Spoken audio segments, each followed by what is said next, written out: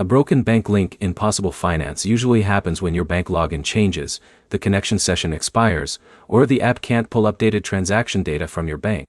By the end of this, you'll know how to fully reset a broken bank connection, how to reconnect it correctly, and how to stop it from breaking again.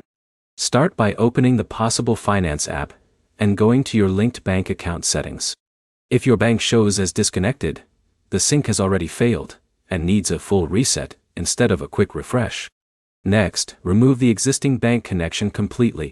Trying to reconnect without deleting the old link often causes repeated errors. After removing it, reconnect your bank using your official online banking login. Use the same username and password you use for your bank's app or website. If login fails, the issue is usually with your bank credentials, not Possible Finance. Next, check if your bank recently updated security settings or required a password reset. Banks often break third-party connections after security changes, even if your login still works normally. If that happened, update your credentials first, then reconnect inside the app. Now open your bank's own app or website and confirm you can log in directly. If your bank login doesn't work there, Possible Finance won't be able to connect either. Next, make sure your Possible Finance app is fully updated. Outdated versions can block new connections or fail to save updated login sessions. If the connection still fails, sign out of Possible Finance and sign back in. That refreshes your session and can clear stuck authentication data.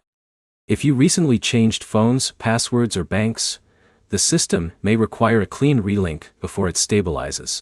In that case, removing and reconnecting is the only reliable fix. Try reconnecting on a stable Wi-Fi network instead of mobile data.